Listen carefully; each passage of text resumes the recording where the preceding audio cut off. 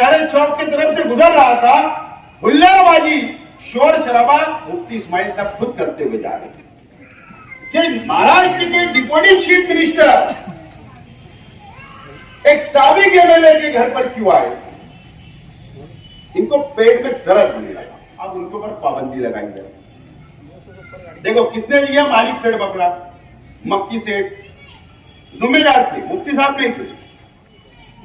और ये इन्होंने एक बयान अखबारात के अंदर दिया कि शेख आसिफ की नेपाल में बैठक हुई। मुफ्ती साहब आपकी मालूमात गलत है, मैं नेपाल के तड़कदार कारपोरेटर ऐसा ही होना चाहिए जो आवाम की खिदमत करे, और यकीनन हमको उसका फायदा, सैयद सलीम साहब आज हमारे साथ आए, यकीनन हमको उसका फायदा मिलेगा। और ये कोई छुपी हुई बात नहीं है। अजीत दादा पवार साहब ने अपने सोशल मीडिया के ऊपर, मैंने अखबार के अंदर खबर पढ़ा कि जमीयतुल उलमा ने डीवाईएसपी साहब को मेमोरेंडम दिया कि 15 अगस्त के अंदर जो नौजवान गाड़ी के ऊपर रेस लगाते हैं, शोर शराबा करते हैं,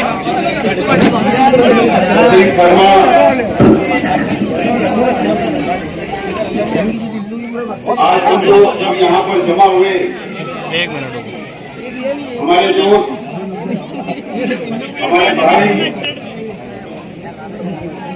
साबिक कारपोरेटर सैयद सलीम जाहिदवाला साहब के इस्तेमाल के लिए ऐसे हमारे सैयद सलीम साहब मंच पे तशरीफ फरमा, सलीम अनवर साहब, निसार भाई बंगारवाला साहब, सलीम टैक्सी वाला साहब, बाबू भाई फकीर उम्मत खान साहब, फकरा हाजी साहब, निहाल हाजी, जलील शाह साहब, अतीक हाजी, आसिफ भाई, फारूक भाई, मंच पे सलीम लस्सन वाला साहब, बारिश पहलवान, अच्छू लस्सन वाला,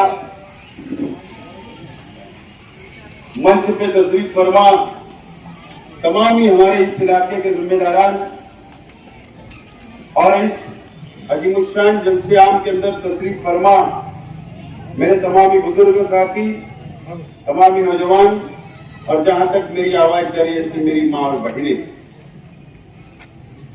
सबसे पहले मैं मेरी जानिब से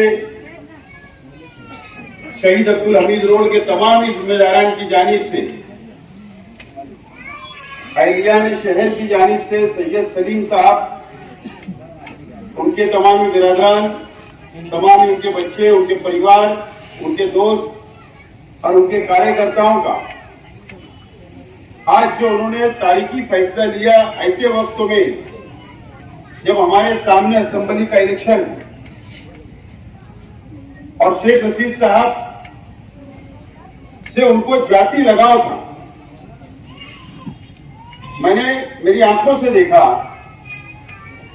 कि शेख रशीद साहब वो अलग पार्टी में भी थे, तो हमेशा शेख रशीद साहब का जाति लगाव सैयद सलीम साहब और उनके परिवार से हमेशा रहा। असल में आज अहमियत इस बात की है कि सैयद सलीम साहब शेख रशीद साहब के जाने के बाद ऐसे वक्त में हमारे परिवार के साथ खड़े हैं और हमारा साथ देने का फैसला किया। मैं उनका शुक्रिया अदा करता हूं कि ऐसे वक्तों में कोई खड़े नहीं है।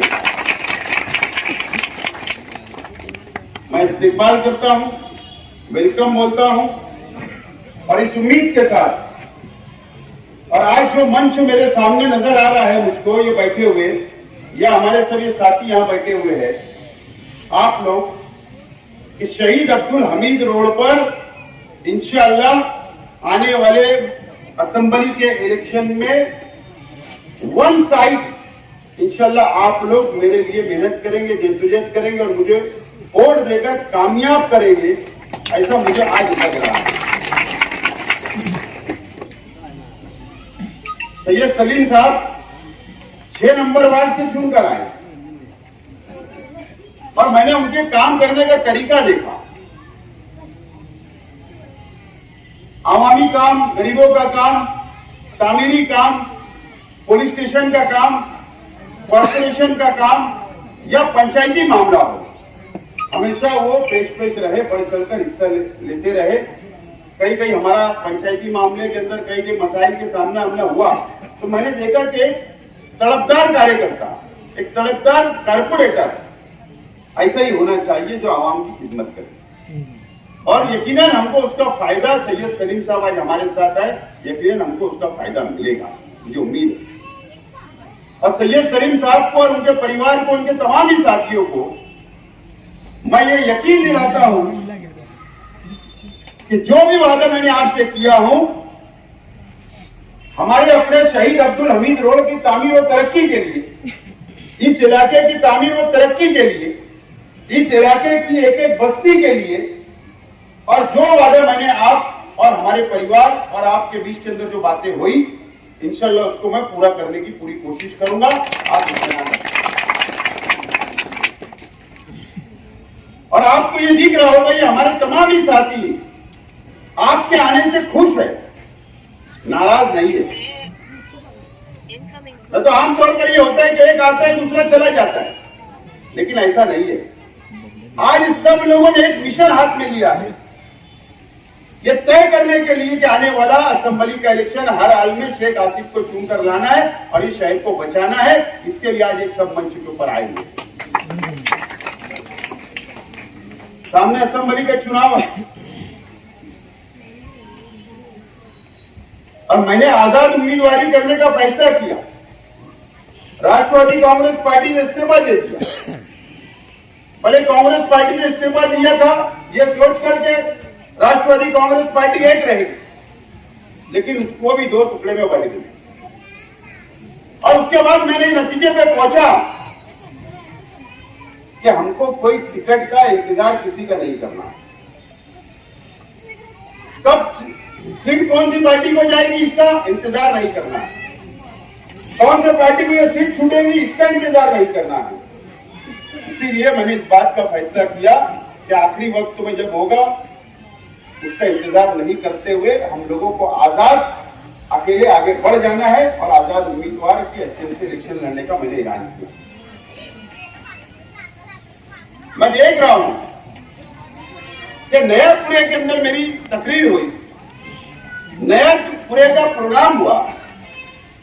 मुझे उम्मीद थी कि शहर के एमएलए साहब उस मेरी बातों का जवाब दें। देखो, आवाम को गुमराह कैसे करना, वो जलसे के एक भी बात का जवाब नहीं देते हुए अजीत दादा पवार मेरे घर पर आए, इनको पेट दुखने लगा कि महाराष्ट्र के डिप्टी चीफ मिनिस्टर एक साबिक एमएलए के घर पर क्यों आए, इनको पेट में दर्द होने लगा। और ये इन्होंने एक बयान अखबारात के अंदर दिया कि शेख आसिफ की नेपाल में बैठक हुई। मुफ्ती साहब, आपकी मालूमात गलत है, मैं नेपाल में नहीं, मैं पिपल गांव में बैठा। और ये कोई छुपी हुई बात नहीं है। अजीत दादा पवार साहब ने अपने सोशल मीडिया के ऊपर मेरी तस्वीर अपलोड की और उसके अंदर नीचे लिखा कि मालेगांव शहर के विकास और तामीर तरक्की के काम के सिलसिले में शेख आसिफ से मेरी मुलाकात हुई। अब मुझे बताओ कि मुंबई जाने के लिए पासपोर्ट लगता है, मैं तो मुंबई में भी जाके मुलाकात कर सकता हूं, लेकिन मेरे साथ 10-15 लोग थे। इतनी दूर काहे को जाना, कोई पड़ोस में आ रहा है हमारे, तो उनसे बातचीत हो जाएगी। और तामीर और तरक्की की बात किया, अभी रुकिए आप, क्या तामीर और तरक्की की बात किया हूं। और वो मेरे लीडर, राष्ट्रवादी में जब मैं था वो मेरे लीडर थे और मैं ताल्लुकात किसी से खराब नहीं करता। अगर मेरे शहर का फायदा हो रहा, अगर मेरे शहर का विकास हो रहा, अगर मेरे शहर को कुछ मिलने वाला है महाराष्ट्र हुकूमत से, तो मैं एक मर्तबा नहीं 100 मर्तबा जिंदा 100 मर्तबा मुलाकात करूंगा। तुम्हारे जैसे ऐसा नहीं कि बीजेपी को वोट दिया राज्यसभा में, इसका तो जवाब दो, तुमने किसको वोट दिया। ऐसा नहीं कि एमएलसी के चुनाव में तुमने बीजेपी को वोट दिया, उसका तो नाम बोलो कि कौन सी पार्टी के बीजेपी के उम्मीदवार को आपने वोट दिया, इसका जवाब कब दोगे। हुकूमत जब बन रही थी, जब तुम गैर जानीबदार क्यों थे, इसका जवाब आप कब दोगे। इसका जवाब कौन देगा, इसका जवाब शहर की आवाम जानना चाहती है। और बोले शेख आसिफ आजाद उम्मीदवार इलेक्शन लड़ रहा है, ये बीजेपी के साथ जाकर बैठे। मैं आपको एक बात बताऊं, या हमारे पत्रकार साथी शेख रशीद साहब के इंतकाल के बाद ये अपनी निजी महफिलों में क्या बोलते हैं मालूम? खलील दादा का इंतकाल हो गया, क्या एक हाथ टूट गया। बोले शेख रशीद का इंतकाल हो गया, दूसरा हाथ टूट गया। अब शेख आसिफ बेसहारा हो गया और अब वो हमारे सामने उम्मीदवारी करने के लायक नहीं रहेगा। हम इसको तो 2 जलसे के अंदर इलेक्शन हरा देंगे, ऐसा ही बोलने लगे। मुफ्ती साहब, आपने शेख आसिफ को तक जाना नहीं, पहचाना नहीं। मतलब सिर्फ अभी आजाद उम्मीदवारी की भाषा किया हूं, ऐलान किया हूं, अभी मास्टर स्ट्रोक तो बाकी है। मास्टर स्ट्रोक जब मैं मारूंगा ना, जब तुम्हारी और जमीन जब खसकेंगी, जब तुमको समझ में आएंगे कि शेख आसिफ कौन सी चीज है। अभी तुमने मुझे जाना नहीं और पहचाना नहीं, बहुत वक्त लगेगा, बहुत वक्त लगेगा।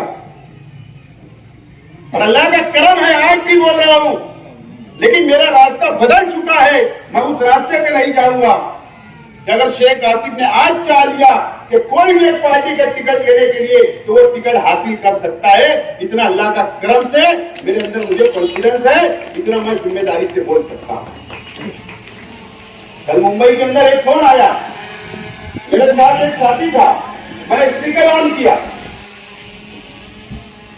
सलाम वालेकुम। वालेकुम सलाम। मैंने बोलिए, बोले आप आजाद लड़ रहे? बोला हाँ। बोले हमारा टिकट ले लीजिए। मैंने कहा यार देखो, फोन पे बात नहीं होती है, मैं मिल के बात करूंगा। बोलने का मतलब मैं खुल के नहीं बोल रहा हूं। ये सब बातें अगर सामने आ जाए ना, तो इनकी जमीन खसक जाएगी। अल्लाह का करम है, ये शहर की आवाम पर मुझे पूरा भरोसा है, उम्मीद है। ये शहर की आवाम ने तय कर चुका है कि इस मर्तबा मुफ्ती साहब आपको घर बैठाने वाली है और मुझको असेंबली में भेजने वाली है। ये तय कर चुका है। यहां वो बात करने का मौका नहीं, लेकिन मैं बता रहा हूं, अजीत दादा पवार साहब आए 10 तारीख को आए।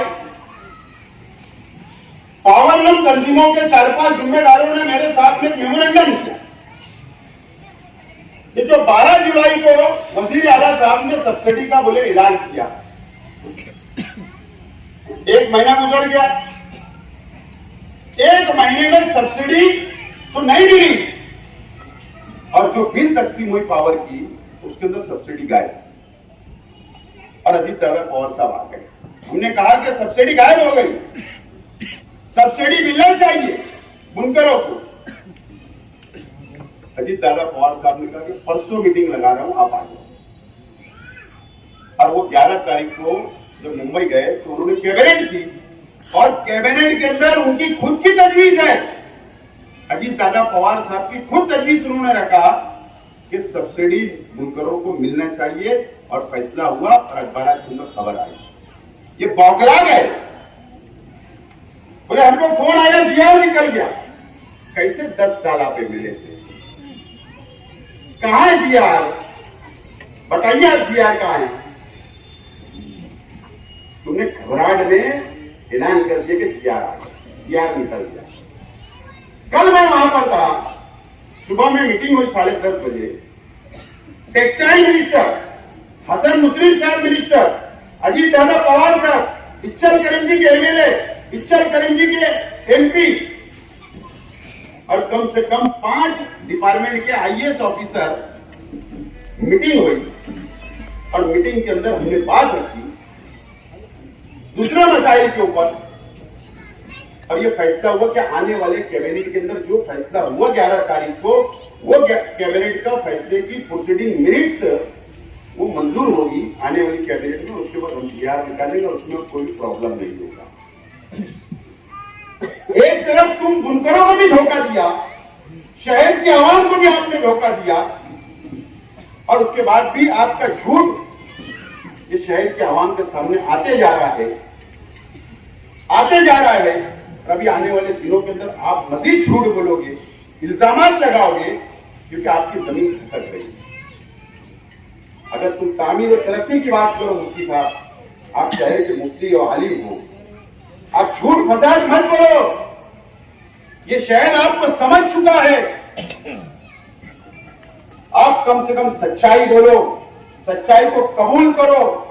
ये बताओ तुमने शहर के लिए क्या किया, ये शहर को आपने क्या किया, आप किस बुनियाद पर आपने तीसरे महाज की बुनियाद रखी, आपका मकसद क्या था, ये बताओ। ये शहर को कैसे आप भटक गए। मैं ताज्जुब की बात है, मैं कोई जमीयतुल उलमा की मेरी कोई दुश्मनी नहीं है, मैं बहुत एहतराम करता हूं, आदर करता हूं। कल मैंने अखबार के अंदर खबर पढ़ा कि जमीयतुल उलमा ने डीवाईएसपी साहब को मेमोरेंडम दिया कि 15 अगस्त के अंदर जो नौजवान गाड़ी के ऊपर रेस लगाते हैं, शोर शराबा करते हैं, अब उनके ऊपर पाबंदी लगाई जाए। देखो किसने दिया, मालिक सेठ बकरा, मक्की सेठ जिम्मेदार थे, मुफ्ती साहब नहीं थे। मैं आज मुशाहिर चौक की तरफ से गुजर रहा था, हुल्लाबाजी शोर शराबा मुफ्ती इस्माइल साहब खुद करते हुए जा रहे थे। तुम कौन से रास्ते पे शहर के नौजवानों को लेकर जा रहे हो? किसको बताते हैं कि हम देशभक्त हैं? कोई शक है क्या आपको? अरे वहां दावतनामा मुझे भी आता, मैं नहीं जाता। तुमको घुसने की आदत है, कहीं भी घुसो। ये शहर के नौजवानों को आप गलत रास्ता बता रहे हैं। ये शहर के नौजवानों को आप हुल्लड़बाजी के ऊपर उकसाते हो। ये शहर के नौजवानों का मुस्तकबिल तुम खराब कर रहे हो। ये शहर के नौजवानों को तुमने कोई नौकरियां नहीं दी, ये शहर के नौजवानों को तुमने कोई कलम नहीं दिया, ये शहर के नौजवानों को तुमने किताबें नहीं दी, ये शहर के नौजवानों का मुस्तकबिल बनाने के लिए कोई बड़ा काम अंजाम नहीं दिया। आपने कोई स्टडी सेंटर नहीं दिया, आपने कोई तामीर काम नहीं दिया, आपने कुछ नहीं किया। बस इस शहर को तुमने उलझा के रखा और ये शहर के नौजवानों को गलत रास्ते पर ले जाने का काम आपने किया है। इसका जवाब आपको देना पड़ेगा। आप गुमराह कर रहे हो शहर को। बंद करिए ये चलने मिलने वाला नहीं है शहर के अंदर। मुफ्ती साहब विकास और डेवलप से बात करो, हम तैयार हैं। आप सामने हमने बोलेंगे, सामने हमने तैयार है। आपका मंच होगा, मैं आने के लिए तैयार हूं। लेकिन तामीर और तरक्की पे बात करो, विकास डेवलप पे बात करो। शहर का मुस्तकबिल कहां जा रहा है? फिरका परस्ती बढ़ती जा रही है। मैंने कहा पीछे एक मीटिंग के अंदर कि मुझे बताओ, अगर तुम संजीदगी से ये शहर के नौजवानों ने, ये शहर के बुजुर्गों ने, ये शहर के तालीम याफ्ता लोगों ने अगर बैठ के संजीदगी से सोचा, तो मेरा सवाल एक बहुत बड़ा सवाल हो सकता, मेरी जिंदगी हो ना हो, आगे मुस्तकबिल के अंदर आप सोचो, ये शहर का मुस्तकबिल कहां जा रहा है? बताओ आज मुझे बताओ। ये मकानात है, बस्ती मुकम्मल यहाँ पे अब एक प्लॉट नहीं है। शहर कंजेस्टेड होते जा रहा है। शहर नदी की उस साइड तो नहीं बढ़ेगा, शहर इधर ही बढ़ेगा फायदे। पूरी तरीके से जमीन तंग करने का काम हमारा किया जा रहा है। लेआउट नहीं मंजूर हो रहे, जमीनों पे लैंड जिहाद का नाम चलाया जा रहा है, एमआईडीसी को रोका जा रहा है, हमारे व्यापार आगे नहीं बढ़ेंगे, शहर तरक्की नहीं करेगा। इस तरीके से जकड़ने का काम किया जा रहा है। इस शहर को यौले जैसा बर्बाद करने की साजिश बीजेपी और फिरका परस्त पार्टियां कर रही है। मुफ्ती साहब ने 5 साल उनका कोई जवाब नहीं दिया। मैं जिम्मेदारी से बोलता हूं, अपने आप को बहुत उत्तम नहीं समझता, लेकिन इतना जरूर बोलता हूं कि अगर फिरका परस्त पार्टियों के एमएलए लोगों का जवाब देना है तो असेंबली के अंदर आप मुझको भेजकर 5 साल का सिर्फ मौका दो। 5 साल दादा हुसैन साहब ने पूरी एमआईडीसी को यहाँ खत्म कर दिया 40 को पार्टी की और आजम वाले क्या? अगर एमआईडीसी होती तो जरूरी नहीं है पावर लूम कारखाने के लिए तुम छोटा प्लास्टिक का कोई खिलौना बनाने की मशीन डाल सकते थे, कोई डाई बनाने की मशीन डाल सकते थे, कोई भी चीज की तुम फ्रूट की कोई आइटम बना सकते थे, छोटा मोटा धंधा रोजगार तुम कर सकते थे। लेकिन आज एमआईडीसी की सब्सिडी खत्म हो गई। ये शहर कहां जा रहा है? हम जहां खड़े थे वहीं है। कुसुम्बा रोड के लोग भंगार के लिए सुबह निकलते हैं, भंगार कलेक्शन करके ला के देते, ये वहीं है। ये आगे नहीं सोच रहे। जो लोग फ्रूट और सब्जी लेकर जाते हैं वो लोग वहीं है। वो आगे नहीं सोच रहा है। कितनी तकलीफ है बाहर गांव के अंदर सब लोगों को। तो ये शहर को कौन बचाएगा, ये शहर को कौन संभालेगा, ये शहर की कौन नुमाइंदगी करेगा, कौन असेंबली में आवाज उठाएगा, ये आप लोगों को फैसला करना है, शहर के आवाम को फैसला करना है। मैं तो हैरान रहता हूँ कि अंधी अकीदत की एक हद होती है, अंधी अकीदत की भी एक हद होती है। मैं देख रहा हूँ माफी के साथ, आप लोग अखबार पढ़ते हैं, यूट्यूब देखते हैं। 5 साल मेरे साथ अखबारात के कुछ लोग और कुछ मीडिया वाले अच्छे रहते, माफ करना, 5 साल अच्छे रहते, 5 साल। लेकिन ना जाने असेंबली का चुनाव आया कि कलम के अंदर या हाथ में क्या हो जाता, मैं हैरान, बहुत हैरान। इस तरीके से माहौल बनाने की साजिश की जाती। खैर आइंदा कभी बोलूंगा, लेकिन ये आप लोग देखो, ये शहर के अंदर जब इलेक्शन करीब आते तो क्या क्या हथकंडे इस्तेमाल किए, क्या क्या हथकंडे इस्तेमाल किए। मैं आप लोगों से अपील करता हूँ, एक मौका मुझे दो। आज शेख रशीद साहब नहीं है, आज तुम ही सरपरस्त हो, तुम ही मेरा सहारा हो, तुम ही मेरे लिए लड़ सकते हो, तुम ही मेरे लिए मेहनत कर सकते हो, मेरे लिए तुम वोट निकाल सकते हो, मुझे तुम एमएलए बना सकते हो।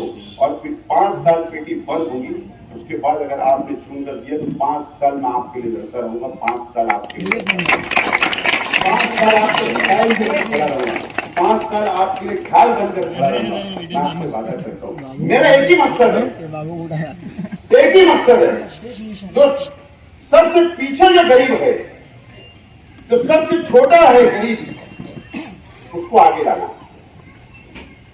उसको ताकत पहुंचाना, उसकी मदद करना, उसका सहारा बनना। यकीन जानो मेरे परिवार का सिर्फ यही मकसद है आगे, क्योंकि हमने देखा हमारे सामने कोई सोच भी नहीं सकता था। खलील दादा, मैं ऑपरेशन करा के एंजियोप्लास्ट हुआ और मैं मालेगांव आया, दूसरे दिन इंतकाल हो गया। क्या क्या सब तो यही धरे प्रॉपर्टी जायदाद सब कुछ यही रही। शेख रशीद साहब को अटैक आया, 2 महीने के अंदर हमारी आंखों के सामने निकल गए, सब कुछ यही की यही रही। तो इंसान का उससे सीखना पड़ता है कि अगर दुनिया में कोई आया है तो उसको दुनिया से जाना है। कोई कब्र के अंदर साथ में माल जायदाद लेकर नहीं जाएगा, रुपया पैसा कपड़ा लत्ता लेके नहीं जाएगा, जेवर नहीं ले जाएगा, हीरा नहीं ले आएगा। इसके लिए हमने हमारे परिवार में बिल्कुल ये यकीन बनाकर हमने पूरा मजबूती से तय किया है कि अगर ये शहर ने हमारा साथ दिया तो इस शहर के गरीबों को साथ लेकर चलने का हमारा अपना मकसद है। दोस्तों, मैं जिम्मेदारी से बोलो, शाम का वक्त है, एक मतलब आप मौका दो। बहुत हौसला है, बहुत हिम्मत है, बहुत ताकत है, अल्लाह ने बहुत चीजों से नवाजा।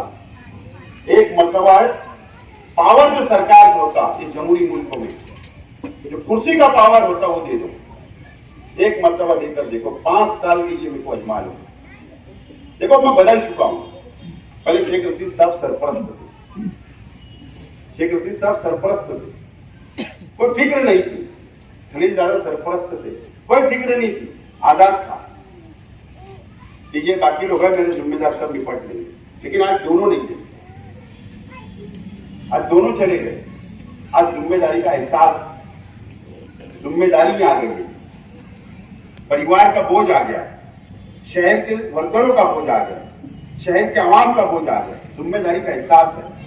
और वो एहसास मैं हर मिनट हर पल एहसास करता हूँ कि बहुत बड़ी बड़ी जिम्मेदारियां आएंगी और इंशाल्लाह उसको निभाने की मैं अल्लाह से दुआ करता हूँ हर वक्त। अल्लाह ताला ये जो जिम्मेदारी है मुझे निभाने की तौफीक दे, और ये मुझे दिख रहा है अल्लाह ताला मेरी मदद कर रहा है।